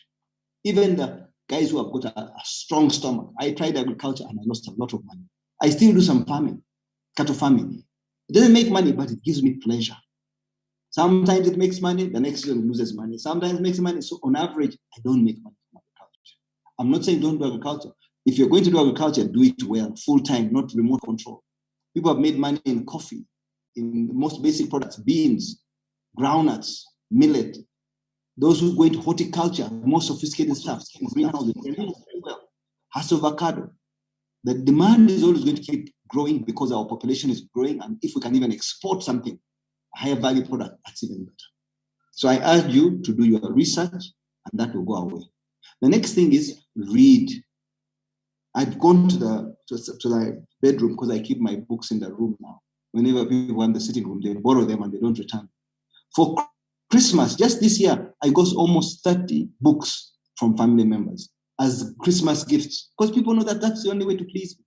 What gift will you give me that I will be really happy? So nearly all my close relatives give me books. And some of the questions were, what books should we be reading? So I'm happy to share with you. Maybe some of you who have got your phones handy can quickly take a picture of some of the books. The Power of Now. It's an amazing book. Don't postpone. Do things, whatever you can do today, now do it. I've seen people who have been mentoring, and this book has helped them transform their lives. I've seen them grow so fast in the last 4 years, 5 years, because of embracing the power of now. An amazing book. The Power of Discipline. I got this for Christmas, and I read it the day after Christmas. I went through the whole book. It's a small book, and I went through it immediately. Yet I think I have discipline, but it's written in such a way that it's so powerful, so beautiful. You keep refreshing yourself. I talked about looking after your body. Total fitness after 40. You've got to look after your body, because if you don't, there's no point in having all the money and your body, you're stuck in a wheelchair or you're bedridden. So many powerful people struggle at the end when they try to address certain things later in life. And all it takes is half an hour, 45 minutes of exercise every day, if you can. If you can't do every day, at least 3 times a week. Exercise your body. Make sure you do your health checks. Look after your body. Another book that I really like, written by an author I really admire, is Tom Peters. He's the one who wrote The Pursuit of Excellence. Now he's written a new book, Extreme Humanism, Excellence Now. This is what I'm reading right now. Let me tell you a secret about rich people all over the world, not just here. The really rich people in this world always have a book by their bedside. They read, even if it's only for 5 minutes every night before they go to bed. You get in the culture of reading. If it's not at night, during the day, sometime in the morning, read a little bit, just a little bit, and you see how that paragraph will inspire you. It will take you much further. Other books that I'm looking at, I've not yet started, Purpose-Driven People. It's very good. I just browsed it. I've not read the book properly, but I'm going to. These are things that I'm looking forward to. These are like my Christmas gifts that I've not really opened. The Advantage, also got it this year. My children know the kind of books I look for. My wife too. Lead from the Future. Very useful books. This year, or end of last year, I was appointed the chairman of Bolloré. I started reading about logistics. Bolloré is the biggest logistics company in Africa. Being made the chairman in Uganda needed me to refresh. I can't assume I know it all. You've got to go back and read. How to succeed in the African market. You've got to read before you go to these African markets. What are the differences? Some brilliant people, brilliant minds have these books. They make a very big difference, especially if you want to go to Kenya, Tanzania, Nigeria, doing many books that are being written. And these books can help you. So reading. This one is called Be, and it's relevant for Africa. It's written. Unlike some of the other books like Rich Dad, Poor Dad, Robert Kiyosaki, Tony Robbins, those books are inspirational, but they're written for a market that's different. Back home, we have some very good books. The Right Honorable Prime Minister Katikiro of Buganda, Charles Maiga, he wrote this book, Work and Prosper. He was inspired. I spoke to him when the COVID had just begun, and he took from the ideas I was talking to his group of people, where he was listening in. We did a 1-hour session, and he captured those things, and he says it motivated him to write this book. This book is for you in Uganda, for people with small businesses. Someone with 1.5 million shillings. How can I start a business? How can I be inspired? How can I work hard to grow it? I talked about financial literacy. A Ugandan has written this book, One Peter Nyazi. It's a very good book. Very simple. It's almost like a dictionary. How to understand the business terms in the language, whether it's a stock market or your small business. So embrace yourself with books. Embrace yourself if you don't like reading, with podcasts, with CDs, with DVDs. Listen, learn, but continuously keep growing. You grow by reading. That's how you become a doctor. You become a PhD. You're reading. You become richer in knowledge. That knowledge cannot be taken away from you. You can be arrested. You can get sick. Eventually, you get better. The knowledge is in your head somewhere because you read the book. I urge you to read. Thank you. Thank you so much, Patrick. Clearly, what book is by your bedside? If you're on this call, what book is by your bedside? Because clearly there is no end to reading. If you don't like to invest, at least at a bare minimum, go and invest in a book. Patrick told us, choose your friends wisely. Well, you can see that he has a stack of 30 new books that were given to him by his friends. What are your friends giving you? or the only thing that you know how to do, you're looking forward to the 24th so that you can go and storm some of those places. Go with some books that you can actually look at. Quite an interesting insights right there. Patrick, I still have another question for you. And the question is, I have quite a few things here and there that at times I get overwhelmed, and yet I still want to do more. How do I manage? How do you manage to keep it together with so much to oversee? And the next question is, I and husband own two retail shops which have failed to grow. Instead, we keep restarting since every worker keeps going with money. Sell but don't declare. Then after we audit, we find stock missing. I and husband do not stay in the shop all the time since we have our professional jobs but do record keeping.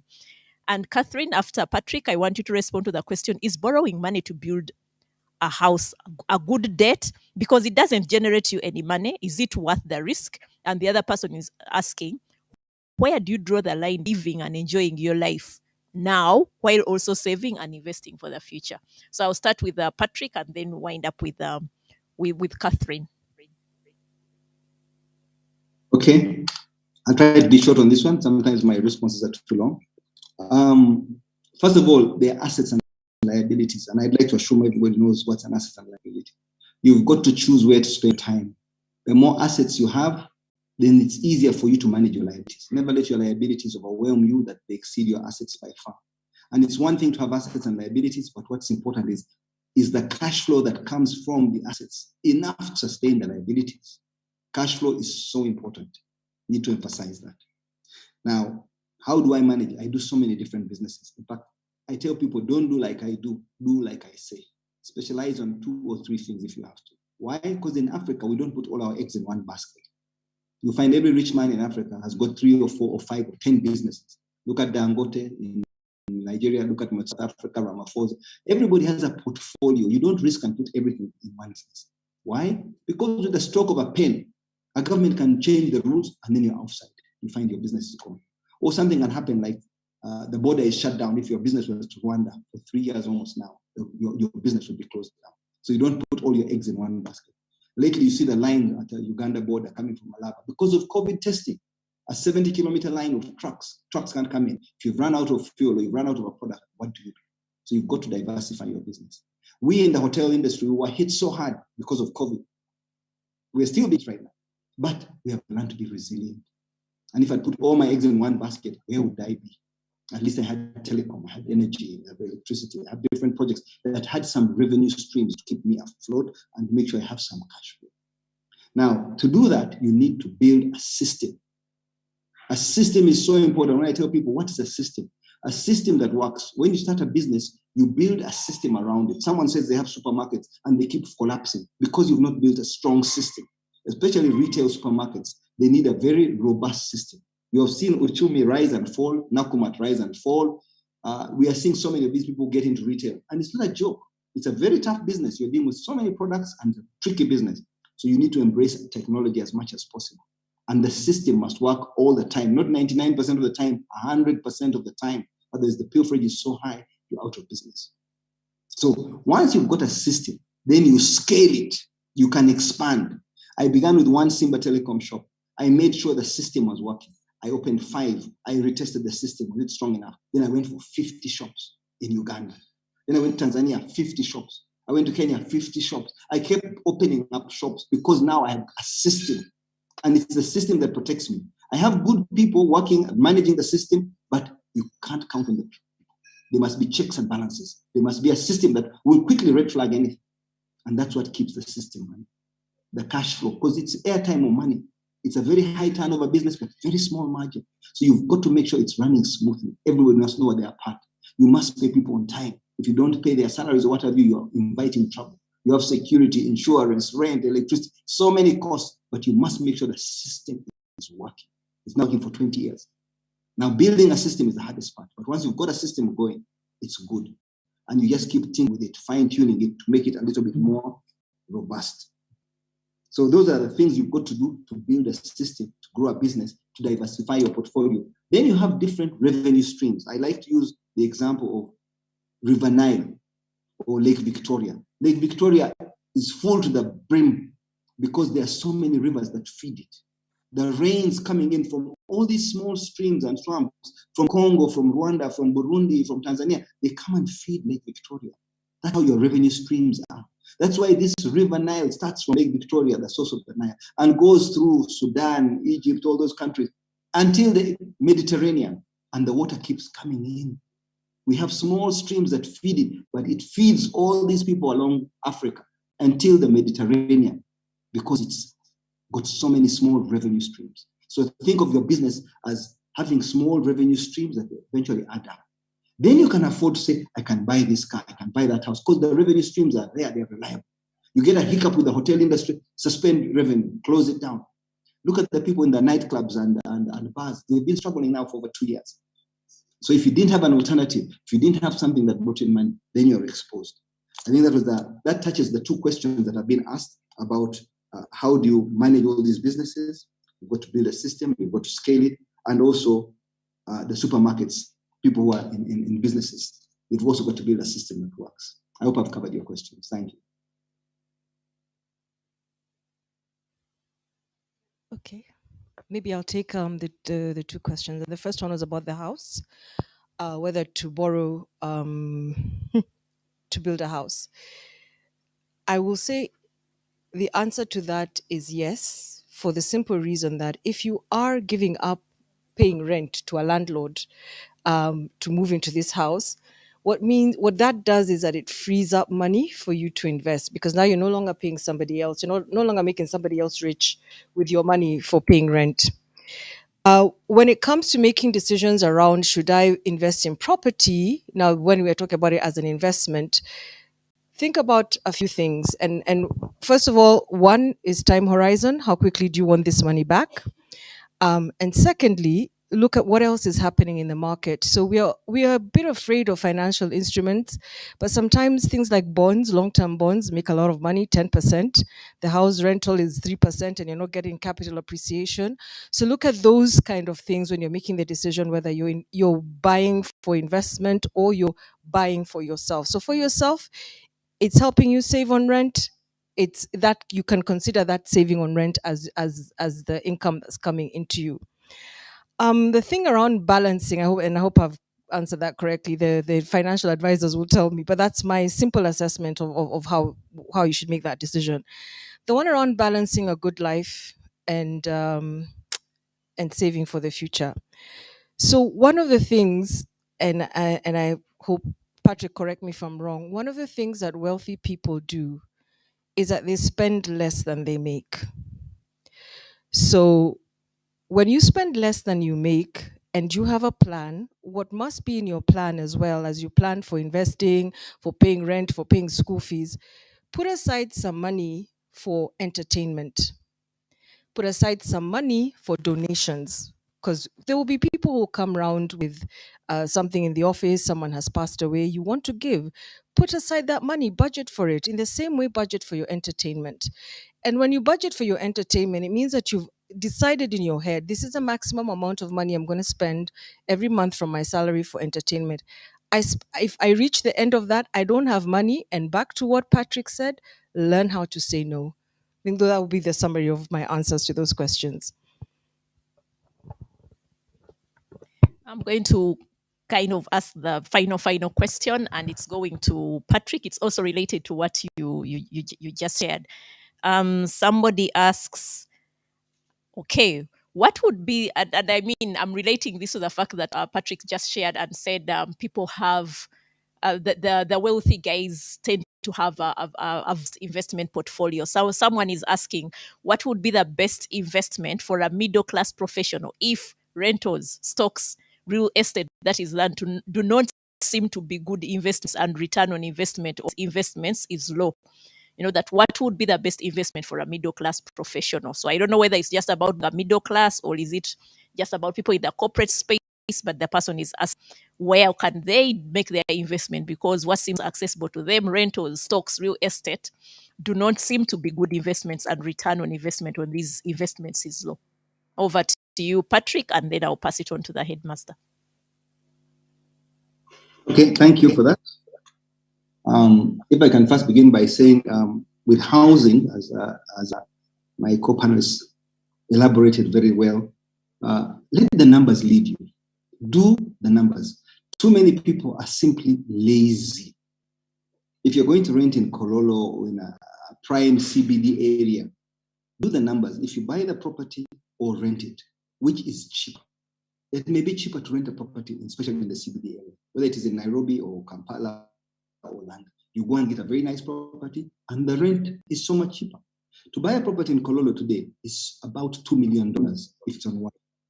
That's why the diplomats come here, an ambassador, they want to rent a property and they want to give you $5,000, $6,000, which looks a big amount of money. But when they give you $5,000 per month and you do the numbers, you're going to get less than 5% return, 3 or 4% return on your property. Whereas if they are offer to rent than to buy. Whereas if you're in a rural area or a bit outside the CBD area, let's say you're in Nigeria or whatever, then it may be cheaper. You're in Mukono, you're in Jinja, you're in Masaka, you're in Barara. It's cheaper to build and buy your own property. It works out, the economics works out. So appreciation is one measure, but a longer term gain. The normal one which you've got to use is what is the rental return? If the property can pay for itself inside 10 years, then you get 10% return. If you've got to wait 20 years just to get your capital back before any profit, then you're getting 5% return. Anything below that is not a wise investment.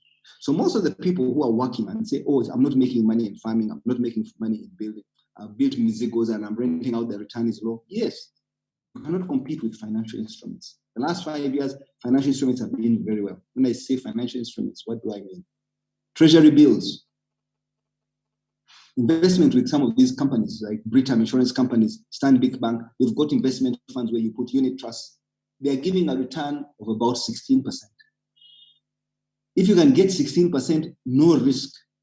Inflation in Uganda has been checked, has been below 3 or 4% for quite a long time. It peaked once at above 6, but was straight away brought back. So inflation is what you worry about when you keep your money in cash. But many people bring their money from overseas and they buy stocks, they buy shares, they buy bonds here. They lend to the government. I think the last bond the government did was 16 or 17%, and they've locked that for 10 years or 20 years. When you imagine that you're compounding your money at 17%, that's a very good rate of return. And the government is almost risk-free. So the research you have to do is not so much. You can do the research within a week. You can go to the right advisors, they'll write and give you professional advice so that you see the opportunity, you line up your money. If you've got a lump sum, whether it is 10 million or 100 million, you can invest. The alternative is in some of the stock markets. Some of the shares in Uganda have not done very well because our market is not what I call a perfect market. Sometimes you do very well as a company and the stock price drops. I declare an interest because Omeme is one of the companies that I chair, where we have done well as a company. And the value of the company has depreciated so much in spite of doing very well for the shareholders, where you get a decent return. And the return has been above 20% because it was enshrined in our contract. We had a 20% guaranteed return in our investment. So we've always given about that much in return, 20%. So anyone who invested in shares in Omeme, you get the dividend. You share the dividend with the company. And the company has to give dividend. MTN has recently listed. Its share price dipped slightly, but it's one of the most profitable companies. It's a matter of time. If they declare the dividend and the dividend comes out, it's got to be a healthy dividend so long as the company remains profitable. So you do your research around these companies. What is the management like? What's the board like? What's their business model like? Does it look sustainable? Especially now that more and more people are using mobile money. The company is making a lot of money. The turnover of mobile money has grown over 150% in the last 5 years. And it's still growing, going to greater heights. COVID just accelerated that. Those who never thought of using mobile money now are using mobile money too. So it's something that we're going to embrace for the future. People want services, delivery, logistics, whether it is food or goods, watches, mobile phones, iPods, these headphones, all kinds of things young people are ordering. They want to order them online. They expect them to come. And when the trust is being built, more and more people are moving digital. So services are being delivered that way. Not only those electronics, but also food. People are ordering their food. Matoke, beans, what are being delivered to their homes digital. And you get a relationship with a customer, a good supplier who you know is reliable in his products. His pricing is fair. He cuts out the middleman and brings directly the products to you. So the future is good. All you have to do is a bit of research, like I said, apply your mind, ask a few questions when you're in doubt, get somebody like a mentor to guide you. Many of the things we are talking about all the time. And there's so much information today on YouTube. Use the information available on the internet. There are so many things, whether it is your health or how to fix something, even a car that breaks down, even to change a tire. Go to YouTube. I see my kids use YouTube all the time to sort out any problem, whether it's on their computer, mechanical, because they have embraced this technology. So we, the older ones, have also got to do so if we're going to stay in time. Thank you very much. And I think that was my last question. I hope the show has been useful. I want to thank the audience that has been very receptive. Thank you for the kind words too.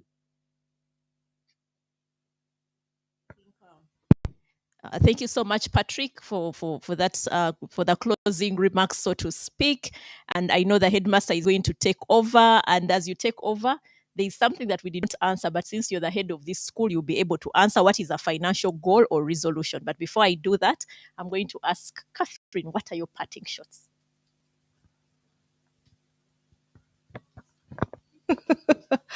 It's a good question. I think coming here and sitting here, it's sort of also made me reflect. So I'm not one of those people who set goals for 2021. I was too confused after 2020. So beginning 2021, I was in a space of real deep confusion. And so now I'm having to sort of recoup. I'm one of those people who's trying to recover from 2020 and start again in 2022. So just and I know there are many of us like that in the audience. So my parting shot is, whatever you do, whatever you take out of this session, take just one thing out, just one, and implement it in 2022. Out of all the fantastic things that Patrick has shared, just take one thing. For me, it's going to be maybe a more balanced life around, just making sure that I have the right friends around me or something like that. But just take one thing out and make that your 2022 agenda in terms of how you manage your money and how you get your finances back to where they need to be in this year. That would be my parting shot. Thank you. Thank you so much, John. Thank you so much, John. Thank you so much, our panelists. But you are not yet off the hook. Yes, time will allow us for you to answer that question of what is a financial goal. Actually, it's one of the notes that have been given, that it has been one question that has been coming up over and over again, and we should be allowed to get that answer. So, Joan, how do you allocate that question so that we get an answer to it?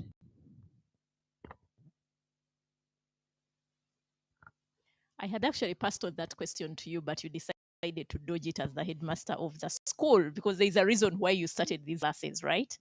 In order to kind of get that for us able to manage the expectations. But the way I would actually look at the financial goal is for you to know, what is my next level, if I may put it that way? Because I'm sure the reason we work every day and look for a better position is that we want to get somewhere with our finances. And therefore, the key thing would be for you to sit back and ask yourself, what is the kind of financial situation that I am in right now? Where do I want to go? Who am I? What is my relationship with money right now? So it's a couple of different things, and then you decide what stride are you going to take in order to look at that financial picture that you have drawn for yourself. Because if I'm, for example, my turnover is 10 million as a company and I want to double that, it will become my financial goal. But then it means that I'm going to ask myself, how do I manage self? Who do I need to be in order to manage that journey? If I want to grow as a professional and get a higher paying job, for example, then it will be a question of how do I position myself? So it would actually be a whole class around it. By the simple way is to say, what is that financial picture that I'm painting that I need to work towards? But you can give us a better textbook definition by the headmaster. Well articulated. Thank you so much, Joan. As we conclude this, I have nothing to add to that. You are the expert here. But one thing I also need to let the audience know is, when it comes to personal finance, no one is an expert. Everyone is on that journey. And the earlier you realize that, the easier things can be on you. I am so honored humbled when you hear Patrick saying, I am on my journey. I mean, we invited him, we knew he had arrived. Patrick, we thought you had arrived, but you have assured us you're on your journey. And that is something that needs to be answered. There are questions that are really coming in, and Patrick, I'll just throw this to you. If I want to be among your mentees, the mentees of Patrick, what is the criteria to have one-on-one with him in business? Patrick, I don't know if you can answer to that, then I can have my closing remarks. Patrick? Thank you, Apollo. I'm inundated by young people who want to be mentored. And if I could mentor everybody, I would love to do that. That's why I'm now looking at how do I spend more time in health? How do I spend more time in education? Rather than chasing more money, I'm spending my time doing social activities. But I can't put everybody in a classroom. And I can't have a one-on-one with everybody because the day is too short. There are too many young people. That's why I spend time recording these videos, because that way I can target 15,000 people. They have more or less the same questions. If you see the questions I get on Facebook, and I have quite a number of people following me there, they have very similar questions. So I try to process them and bring them into a format of some kind, where when I address a certain subject, I'm addressing so many young people. Simply because I can't take on everybody. It's just physically not possible now to take on everybody one-on-one. I have a family, I have 4 children, and even they don't have enough time to see me. They're always fighting for my time because I've got so many businesses to run and I want to spend time with them. And when I was much younger, I spent so much time chasing business. I'm trying to make up for that period. When you have this life work balance where you've got to give your family a bit of time, but it's simply not enough. So I can't commit that I'll take on more young people, but somehow those who know how to get onto my mentee list, they find a way. I won't tell you on public how it is, but they find a way. But you must stand out. You must do something that is startling. I must believe that you're special, because there are so many other people who are mentoring people, and there are very many good coaches. They don't have to be very successful in business, but they are good coaches. But then to find a combination of a good teacher and a person with the experience, there are few people. There are many people who are very experienced, especially in Chikubo. They understand business, but they simply will not talk. They don't want to come out and share their ideas and their thoughts, partly because they are scared, or partly because they just don't know that it's so much more beneficial when you do so. So these are the challenges I have. But when somebody is really exceptional and makes their mark, I take them on. And I've been very happy with those who have taken on, who have come on merit. But some people come to me, they want me to mentor them. They've never read the most basic book like Rich Dad, Poor Dad. They've never heard of it. Now, how do I start with you? You've come to somebody who's like a professor in teaching, and you want him to teach you ABCD. The basics are there. Begin with Tony Robbins, Richard Kiyosaki. Read all the books, Rich Dad, Poor Dad. Read some of the books I've shown today. And then you can look for somebody else. And I say that with a lot of humility. Thank you. Thank you. Thank you. Thank you. Thank you so much, Patrick. Well said. To the end of this conversation, it has to come to an end. But one of the things I need to let the people know is you were kind enough to accept our invitation. We know you traveled, but you still made you made it work. You said, "What much as I've traveled, let me have this done." So for all those people looking for these platforms like this, you can actually, if you're looking for Patrick, you can engage into platforms like this. You already had a sneak peek on what my homework usually is. I usually ask my panelists what books they advise the audience to read. Patrick has shared quite a number, and we do this offset after we are finished. But because you on that other side, I will tell you we had a number of books for you as gifts. We always give our panelists books.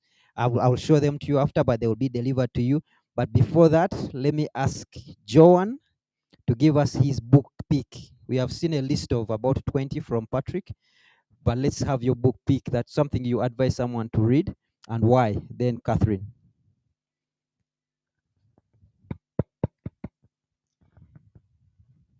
This month I'm kind of a slow reader. Let me put it that way, because I was busy planning for Dine and Dream. But the book that I'm currently reading is by somebody called Jay Shetty, Think Like a Monk. Think Like a Monk. Pick that book from Aristotle. Beautiful, beautiful book in terms of just understanding how you free your mind and just focus on the things that matter, and how you gain clarity in terms of the different things that you're doing. So I think it's a book that has just come in right on time for me to reflect upon it. And of course, when I read, I don't just read a book like I'm reading a novel. Before I put down a book, I must ask myself, what did I implement out of that book? So Think Like a Monk is my pick by Jay Shetty. And I know you're a very strong advocate of hard copies. Talk about that. Hard copy, or we can get it online. Well, you could try and pick it online, but I just love the smell of the pages. Even my personal book is also now on Amazon. So if somebody wanted to pick it from there, it's on Amazon. But I love the smell of pages.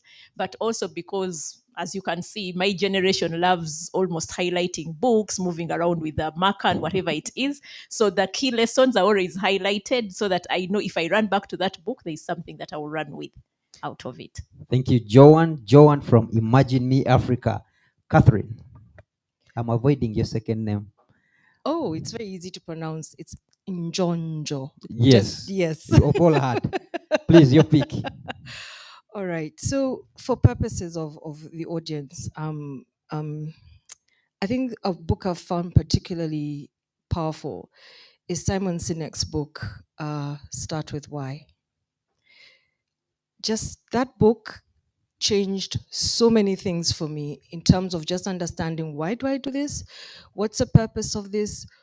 And it will answer questions in your personal life, in your professional life, even the questions around your money. Start With Why by Simon Sinek. And I'm exactly like Joanne. The books that I really like, hard copies, because you can scribble, you can highlight, you can come back to it again. You can also lend it to a friend and say, this is a chapter I liked. But like Patrick, I've also stopped lending because people don't return my books. So just start with why. That's a book I'd recommend. Thank you so much, Catherine. Patrick, you've given us a list. Do you want to add anything to that before I give you mine? Thank you very much. I appreciate lovely audience and NSSF. From my end, Patrick, this is to you, but the ones in the studio will definitely have the chat after. We, as NSSF, we focus on the books written by Ugandans. One of the books you talked about it, the ABC, F-Lit, Financial Lit, FinLit, A to Z by Peter Nyanzi. But to add to that, and you already have that, so we won't send you a copy. We are sending you a copy of The Great Financial Rebuild. It was a book written in during COVID by Livingstone Mukasa. He has embraced this this panel. He has sat on that chair. You've talked about this one by the Katikiro. The Katikiro also in October embraced the seat where Catherine is sitting. This one we are not sending you. You already have a copy. Joan is sending you this one. Corporates at a crossroad. It's been a pace setter. It's for corporates. It will be a good read for your employees, but it will start with you. And then finally, the book which we first bought as NSSF from a Ugandan, Moses Mukasa. Moses Mukasa, Straightforward Financial Growth. It's a good book on financial, personal financial management. Thank you so much, Patrick. Thank you so much, Joan. Thank you so much, Catherine. It's indeed a pleasure to have brands like you share stage. Just take off 2 hours of your life, actually 3 hours plus the time of us of us preparing this, putting it together, just to address the audiences. The audiences, I hope you can take this seriously. You can pick up all. You don't. We, as financial literacy, we don't want you to take everything. Just pick out one and run with it. We thank you so much, everyone that has tuned in. We thank the Capital Markets Authority who are in this journey with us, and also Renzori Mineral Water, who sponsor our water, and the panelists and the crew here. They have agreed to sponsor for this. It's their resolution to give us water for the entire year. Thank you so much. I am.